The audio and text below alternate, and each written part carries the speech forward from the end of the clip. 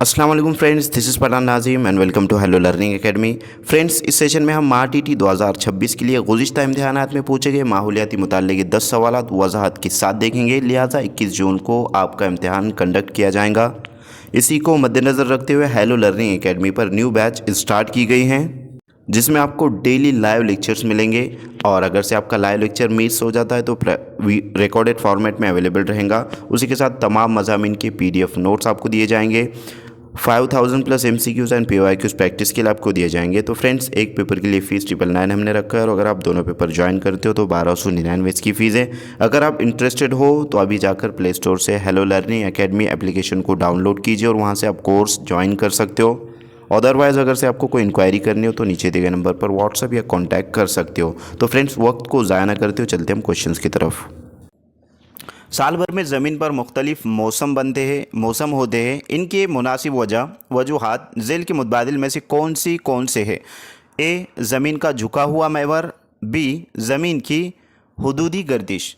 तो friends, first option है सिर्फ ए, सेकंड है सिर्फ बी। ए और बी दोनों गलत।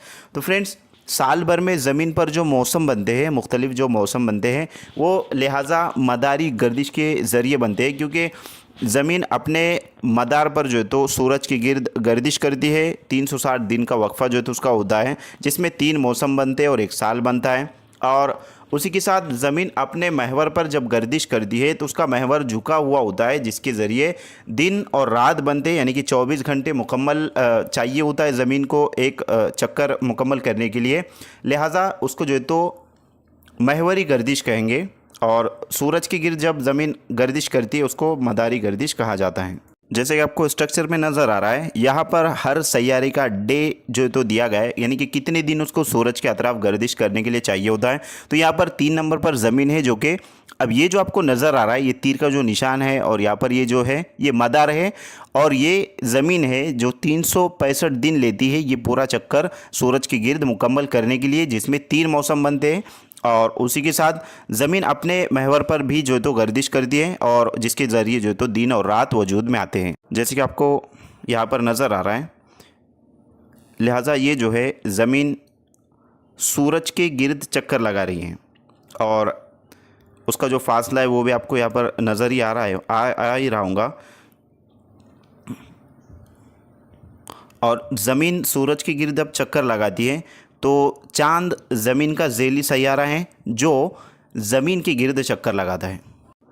ये मदारी गर्दिश हुई जो सूरज के गिर्द ज़मीन चक्कर लगा रही है, और ज़मीन ख़ुद के गिर्द भी चक्कर लगा रही है, जैसे कि आपको नज़र आ रहा है, और सूरज के गिर्द भी जो है तो चक्कर लगा रही है। सूरज के गिर्द चक्कर लगाने को मदारी गर्दिश कहते हैं, और ज़मीन का अपने महवर पर जो तो चक्कर लगाने को ख़ुद के अतराफ़ उसको जो है तो महवरी गर्दिश कहते हैं। अब इस स्ट्रक्चर में आपको समझ में आ रहा होगा कि ज़मीन का जो महवर है वो झुका हुआ महवर है इस तरीके से। और क्वेश्चन में दिया गया है कि साल भर में जो मौसम बनते हैं तो उनकी वजूहत क्या है। तो ए में झुका हुआ महवर है और ज़मीन की हुदूदी गर्दिश, जिसको जो है तो अर्थ बाउंड्री रोटेशन कहेंगे।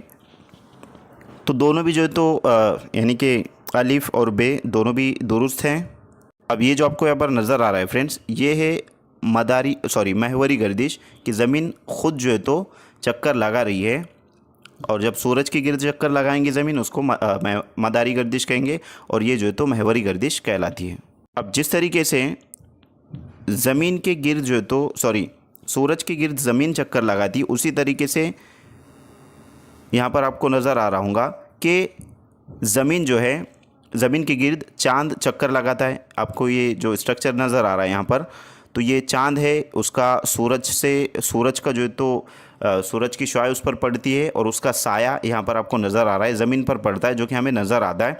और जैसे जैसे जो तो ये गर्दिश करता है तो यहाँ पर ये चांद की जो शक्लें हैं वो बनना स्टार्ट होती है, यानी कि चांद मुख्तलिफ़ शक्लों में, जिसको अशकाल कमर कहते हैं। उसके बाद हम देखेंगे। तो फ्रेंड्स, अभी जितनी वजाहत हुई है उसके अकॉर्डिंग यानी कि इस क्वेश्चन का आंसर क्या होगा आपको कमेंट बॉक्स में कमेंट करना है। नेक्स्ट क्वेश्चन है, मरुभूमि का जश्न जैसलमेर और कार्नवाल। तो इस टाइप का क्वेश्चन आपको 100% पूछा जाएगा।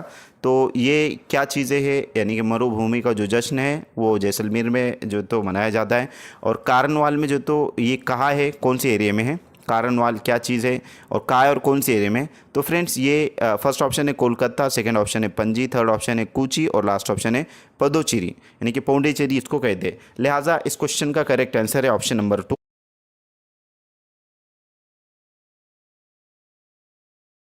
क्वेश्चन है कि भारत के मगरबी घाट की खुसूसियत में से तफावत वाला बयान झेल की मुतबादिल में कौन सा है। नंबर 1 यूनेस्को के आलमी विरसे की साइट पे शामिल है, तो ये दुरुस्त है। तफावत मीन्स जो तो इनकरेक्ट ऑप्शन इसमें से जो है तो फाइंड आउट करना है। लिहाजा यानी कि तीन जो है तो यहाँ पर ऑप्शंस करेक्ट रहेंगे और एक ऑप्शन जो है तो रॉन्ग रहेगा और वही आपका करेक्ट आंसर रहेगा। लिहाजा भारत के मगरबी घाट की खुसूसियत में से तफावत वाला बयान, तफावत मीन्स इनकरेक्ट और यानी कि इन ऑप्शन में से जो है तो वो नहीं रहेगा, वही जो है तो करेक्ट आंसर रहेंगे। निगेटिव टाइप का जो है तो क्वेश्चन है और घुमा फिरा कर जो है तो पूछा गया है। इस तरीके से भी क्वेश्चन पूछा जा सकता था कि भारत के मगरबी घाट की खुसूसियत मंदरजा झेल के जो तो कौन सा मुतबादिल इनमें से नहीं है, ऐसा भी जो है तो सवाल पूछा जा सकता था। लेकिन तफावत वाला बयान पूछा गया है यानी कि कन्फ्यूजन वाला क्वेश्चन यहाँ पर पूछा गया है। तफावत को घबराना नहीं, मीन्स ये निगेटिव टाइप का क्वेश्चन है, इनकरेक्ट, इसको जो तो आप समझ लीजिएगा। लिहाजा ये 4 मुतबादिल है, इसमें से 3 करेक्ट रहेंगे और एक रॉन्ग रहेगा। तो यूनेस्को के आलमी विरसे की साइट में शामिल, ये दुरुस्त है। बहरे अरब और खलीज बंगाल में मिलने वाली नदियों के पानी को तकसीम करने वाला है, ये भी दुरुस्त है। और हयाती तनों का एक हिस्सा, ये भी जो है तो करेक्ट है। लिहाजा कलसूबाई उसमें सबसे बुलंद चोटी, ये जो है तो रॉन्ग रहेगा। Option number last correct answer रहेगा। नेक्स्ट क्वेश्चन की तरफ हम बढ़ते हैं। अगला सवाल है, तो फ्रेंड्स जैसे कि आपको यहाँ पर नज़र आ रहा है, ये इंडिया का मैप है और यहाँ पर ये जो यहाँ से लेके तो यहाँ तक ये मगरिबी घाट में जो इसका शुमार होता है, कोकन पट्टा भी जो है इसको कहते हैं। तो यहाँ पर ये मगरिबी घाट हैं इस तरीके से। अब यहाँ पर ये कलसूबाई शिखर भी है, उसको कलसूबाई की चोटी भी कहते हैं, मगरिबी घाट पर वाक़ है इस तरीके से। तो ये वेस्टर्न घाट मीन्स मगरिबी घाट हैं। और उसके बाद हम देखेंगे नेक्स्ट क्वेश्चन है कि रियासत महाराष्ट्र के अजला और उसमें ख़ास तौर पर मिलने वाले मादनियात की नामुनासिब जोड़ी बताने वाला मुतबादिल कौन सा है। नंबर 1 सिंधुदुर्ग और भंडारा लोहे की मादनियात। नंबर 2 भंडारा और नागपुर मैग्नीज़। नंबर 3 सिंधुदुर्ग और गढ़चिरौली मैग्नीज़। और नंबर 4 नागपुर और गढ़चिरौली लोहे की मादनियात। तो फ्रेंड्स यहाँ पर महाराष्ट्र स्टेट में जो डिस्ट्रिक्ट्स हैं वहाँ पर कौन कौन सी जो है तो मादनियात पाई जाती है, इस टाइप का क्वेश्चन पूछा गया है। अब इसकी डिटेल इन्फॉर्मेशन में हम जाएंगे कि सिंधुदुर्ग और भंडारा जो भी जो है तो डिस्ट्रिक्ट के नाम है वहाँ पर कौन कौन सी मादनियात पाई जाती है। जैसे कि आपको यहाँ पर नज़र आ रहा है कि महाराष्ट्र में लोहे और मैग्नीज़ की मादनियात कहाँ कहाँ पाई जाती है। अब यहाँ पर है मादनियात और यहाँ पर ज़िले का नाम लिखा हुआ है। गढ़चिरौली आयरन यानी कि लोहे की मादनियात यहाँ पर पाई जाती है। महाराष्ट्र का सबसे बड़ा लोहे का ज़ख़ीरा इसी ज़िले में पाया जाता है, वगैरह वगैरह जितनी भी चीज़ें आपको नज़र आ रही है। उसके बाद है चंद्रपुर, यहाँ पर जो तो लोहा पाया जाता है। उसके बाद है भंडारा, यहाँ पर लोहा और मैग्नीज़ दोनों चीज़ें पाई जाती हैं। उसके बाद है नागपुर में मैग्नीज़ पाया जाता है। उसके बाद है सिंधुदुर्ग, यहाँ पर जो तो लोहा पाया जाता है। रत्नागिरी में लोहा जो तो पाया जाता है। यवतमाल में भी लोहा पाया जाता है और कोल्हापुर में मैग्नीज़ पाया जाता है। तो फ्रेंड्स ये तमाम तर डिस्ट्रिक्ट्स आपके सामने हैं और आपको फाइंड करना है कि आंसर क्या रहेगा। तो फ्रेंड्स जैसे कि आपको यहाँ पर नज़र आ रहा है, यहाँ पर मादनियात के नाम लिखे हुए हैं और यहाँ पर जो है तो कौन सी डिस्ट्रिक्ट में क्या पाया जाता है। अब सिंधुदुर्ग और भंडारा तो उसमें लोहे के मादनियात इस तरीके से लिखा है। तो यहाँ पर सिंधुदुर्ग हम चेक करेंगे, सिंधुदुर्ग में लोहे का ये करेक्ट है। और भंडारा में जो है तो लोहा और आयरन दोनों भी चीज़ें, यानी कि फर्स्ट ऑप्शन जो है तो करेक्ट, फर्स्ट ऑप्शन करेक्ट बनने के चांसेस है। खैर दूसरे में हम चेक कर लेंगे, भंडारा और नागपुर मैग्नीज़। तो यहाँ पर भंडारा में जो है तो मैग्नीज़ पाया जाता है और नागपुर में मैग्नीज़ पाया जाता है। ये वाला भी जो है तो ऑप्शन सही निकल रहा है। बट उसके बाद है नंबर 3 सिंधुदुर्ग और गढ़चिरौली में मैग्नीज़। तो यहाँ पर सिंधुदुर्ग में मैग्नीज़ लिखा है यहाँ पर, बल्कि यहाँ पर लोहा है, तो ये रॉन्ग रहेगा। उसके बाद नागपुर और गढ़चिरौली है लोहे के मादनियात। अब नागपुर में लिहाजा मैग्नीज़ है, लोहे की मादनियात नहीं, यानी कि 2 जो है तो यहाँ पर कट जाएंगे और ये दोनों में से आंसर रहेगा।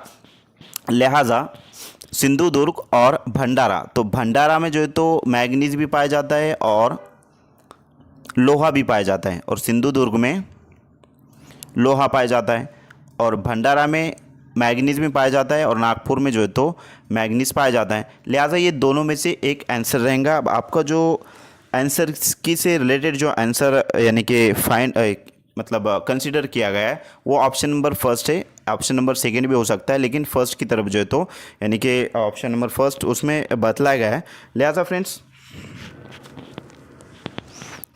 ये जो है तो क्वेश्चन मतलब इस तरीके से है। अब यहाँ पर क्वेश्चन में क्या पूछा है वो भी हमको मालूम होना ज़रूरी है। तो क्वेश्चन में इस तरीके से पूछा है कि मादनियात की नामुनासिब जोड़ी बताने वाला मुतबादिल कौन सा है। सिंधुदुर्ग और गढ़चिरौली, मैग्नीज और नागपुर और गढ़चिरौली। अब इसके अकॉर्डिंग अगर हम जाएंगे तो तीसरा और चौथा ऑप्शन बनता है। लिहाजा सिंधुदुर्ग और गढ़चिरौली।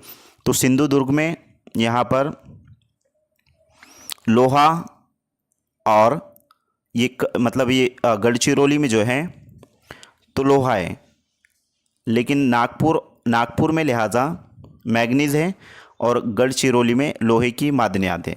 तो यहाँ पर ऑप्शन नंबर 3 ये पूरा जो है तो रॉन्ग रहेगा, क्योंकि इसमें से एक ऑप्शन राइट आ रहा है। नागपुर में जो है तो मैग्नीज है और सॉरी गढ़चिरौली में जो है तो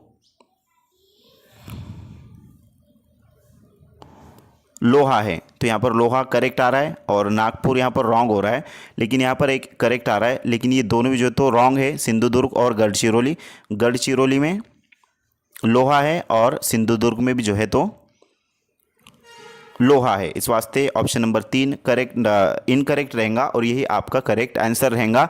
तो ऐसा घुमा फिरा कर आपको क्वेश्चन पूछा जा सकता है, नामुनासिब जोड़ी बतलाने के लिए कहा गया है। तो ये जो चार्ट आपको नज़र आ रहा है ये आपको टेलीग्राम चैनल पे अवेलेबल करवा दिया जाएगा। लिहाजा इसी वीडियो की डिस्क्रिप्शन में आपको टेलीग्राम चैनल की लिंक मिल जाएंगी। आपको वहाँ से ये पेज ले लेना है, डाउनलोड कर लेना है और इसको रीड कर लेना है। बहुत ही यानी कि 1 मार्क अगर पूछा जाता है तो इस पर 1 मार्क पूछा जा सकता है। नेक्स्ट क्वेश्चन की तरफ हम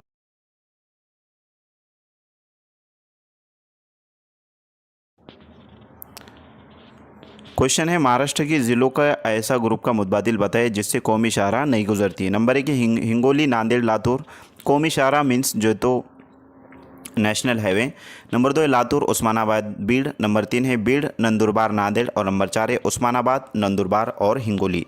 तो फ्रेंड्स ऑप्शन नंबर फर्स्ट जो है तो करेक्ट आंसर रहेगा, हिंगोली, नांदेड़ और लातूर, यहाँ से कौमी शाहराह नहीं गुजरती। नेक्स्ट क्वेश्चन है, नक्शों से मुतालिक यकसा बुलंदी बताने वाली खतूत की खसूसियात झेल के मुतबादिल में से कौन सा है।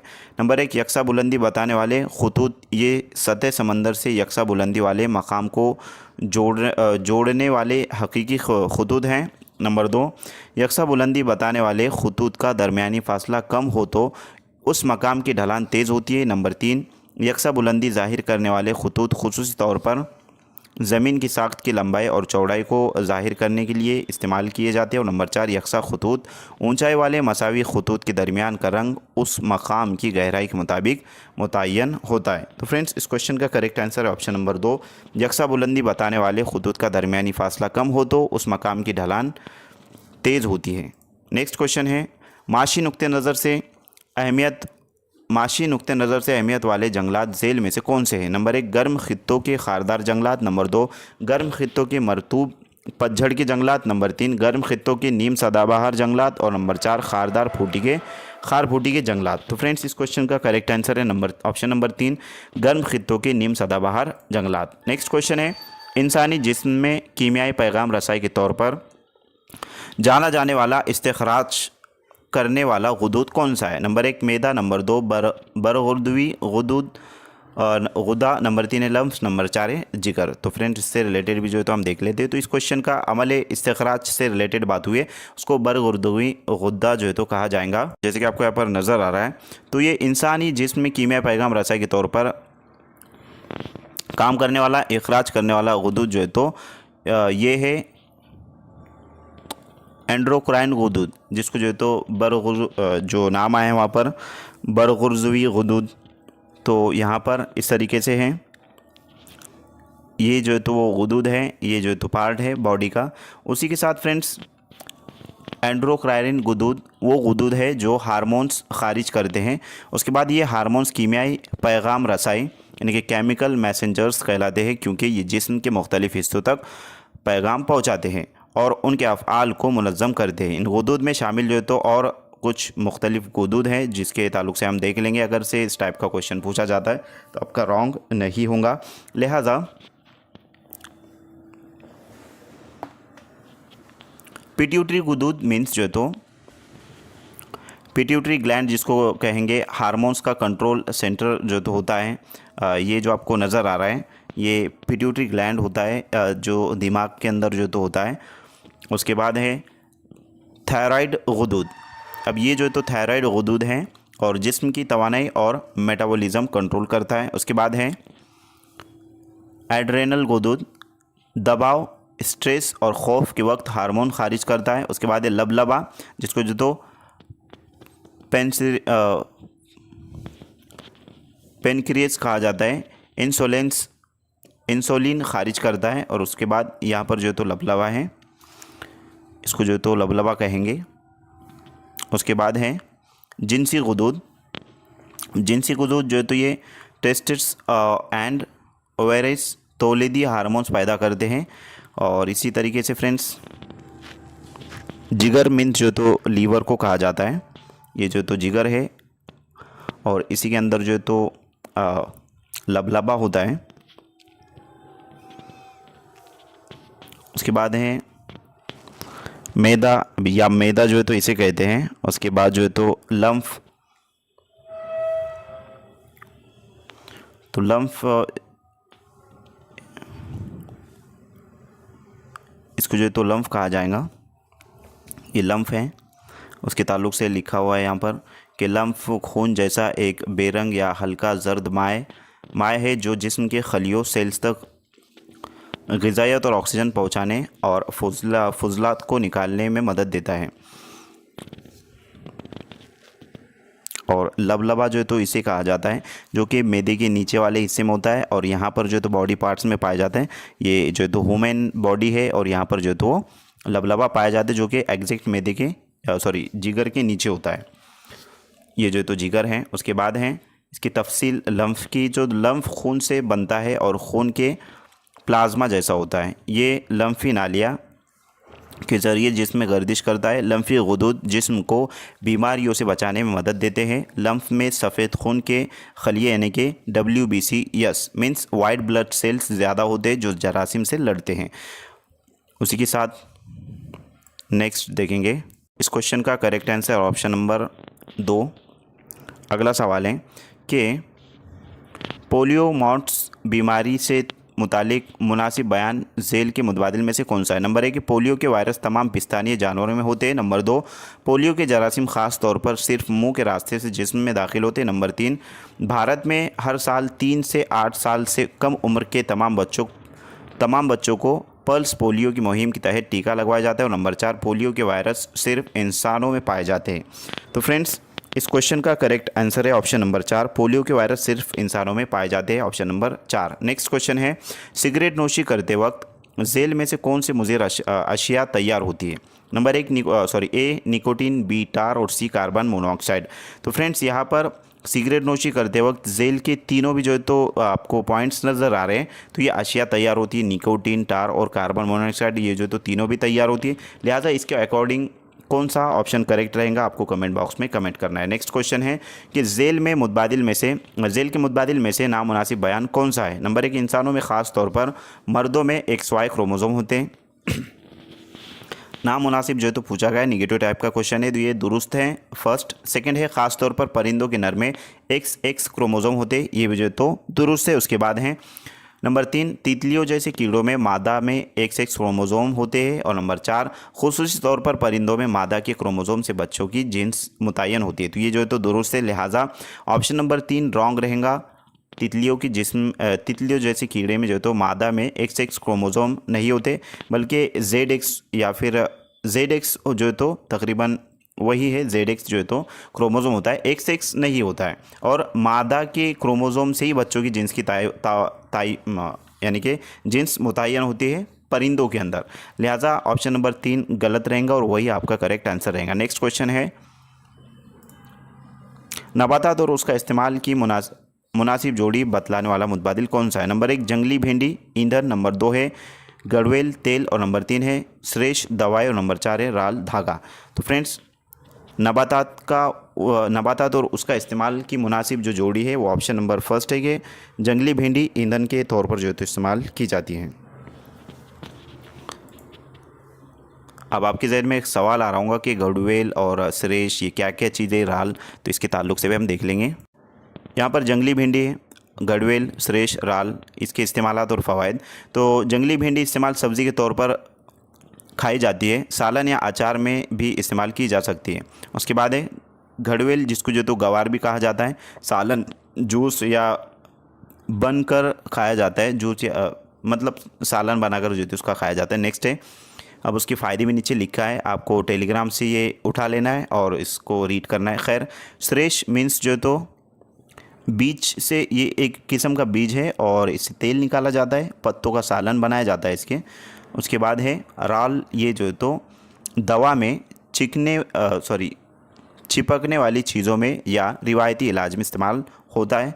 ज़ख्म भरने और जल्दी सेहत या भी मददगार, बाज़ अक़साम में एंटीबैक्टीरियल असर होता है। तो ये राल एक प्लांट है। उसके बाद नेक्स्ट क्वेश्चन हम देखेंगे, अगला सवाल है, झेल के वजह और असरात के मायने को मद्देनज़र रखकर मुनासिब मुतबादिल का इंतखाब कीजिए। ए, वजह है समंदर के पानी की कसाफत ज़्यादा होती है, दुरुस्त है ये। उसके बाद बी, असरात मीन्स इसका जो वजह और उसके असरात हैं, समंदर में तैरना मुश्किल होता है। तो फ्रेंड्स, समंदर में तैरना मुश्किल नहीं होता है बल्कि आसान होता है, क्योंकि उसकी कसाफत ज़्यादा होती है, उसमें नमकीनियत ज़्यादा होती है और जिसकी वजह से जो है तो उसमें डूबता नहीं है इंसान, बल्कि आराम इत्मीनान से जो है तो वो तैर सकता है।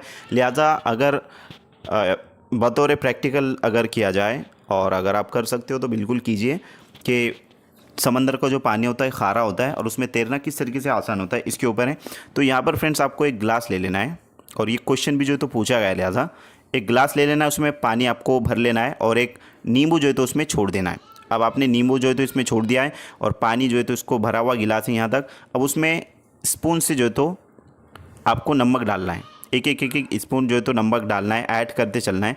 अब एक वक्त ऐसा आएगा 4-5 स्पून होने के बाद ये जो नींबू है ना वो जो तो ऊपर आ जाएगा, मीन्स जो तो वो नींबू वो जो जिसमें वो जो नींबू है वो तैरने लगेंगे। मीन्स समंदर में तैरना आसान होता है, मुश्किल नहीं होता है। इसके अकॉर्डिंग कौन सा आंसर करेक्ट रहेगा आपको कमेंट बॉक्स में कमेंट करना है। नेक्स्ट क्वेश्चन है, ग़िज़ाए ज़ंजीर के तहत सानवी गोश्तखोर झेल के मुतबादिल में से कौन सा सही मुतबादिल है? नंबर 1 चमगादड़, नंबर 2 उल्लू, नंबर 3 चील और नंबर 4 गिलहरी। तो फ्रेंड्स, इस क्वेश्चन का करेक्ट आंसर ऑप्शन नंबर 2 उल्लू। जैसे कि आपको यहाँ पर नज़र आ रहा है कि चमगादड़, बाज़ चमगादड़ी कीड़े या छोटे जानवर खाती है, तो ये सानवी गोश्तखोर हो सकती है कहा है। लेकिन उल्लू ये मुकम्मल गोश्तखोर है और अक्सर छोटे जानवर जैसे चूहे और दीगर परिंदे शिकार करता है, तो ये सानवी या आला गोश्तखोर हो सकता है। मीन्स ये सानवी गोश्तखोर ही है और हमें ऑप्शन में चमगादड़, उल्लू, चील, गिलहरी इस तरीके से जो तो बदला गया है। अब चील ये आला गोश्तखोर है, सानवी गोश्तखोर नहीं बल्कि ये आला गोश्तखोर है, और गिलहरी ये नबातात खोर है, गोश्तखोर नहीं है। मीन्स ये जो तो सब्ज़ खोर है, नबातात खोर मीन जो है तो सब्ज़ खोर। यहाँ पर ऑप्शन करेक्ट जो तो उल्लू रहेगा, ऑप्शन नंबर 2। नेक्स्ट क्वेश्चन की तरफ बढ़ते हैं, अगला सवाल, देवराई इस तस्वर की खुसूसियत झेल के मुतबादिल में से कौन सा है? नंबर 1 मजहबी सयाहत का मकाम, नंबर 2 नबातात व जानदार के तहफ़्फ़ुज़ का क़दीम नज़रिया, नंबर 3 उत्तराखंड रियासत का मशहूर जंगलाती इलाका और नंबर 4 चिपको तहरीक का एक हिस्सा। तो फ्रेंड्स, देवराई इस तस्वर की जो खुसूसियत है वो झेल में से, लिहाजा नबातात व जानदार के तहफ़्फ़ुज़ का एक क़दीम नज़रिया है, ऑप्शन नंबर 2 करेक्ट आंसर रहेगा। मैं उम्मीद करता हूँ कि आपको तमाम तर क्वेश्चन अच्छे समझ में आ गए होंगे। अगर किसी का कोई क्वेश्चन है, किसी को कोई जो तो सवाल पूछना है, तो कमेंट बॉक्स में आप कमेंट कीजिए। अगर आपको वीडियो अच्छा लगे तो एक लाइक ज़रूर कीजिए। मिलते हैं हम नेक्स्ट वीडियो में। आज के लिए इतना काफ़ी है। Thank you for watching and listening my video. Thank you very much Indeed for your cooperation and have a nice day.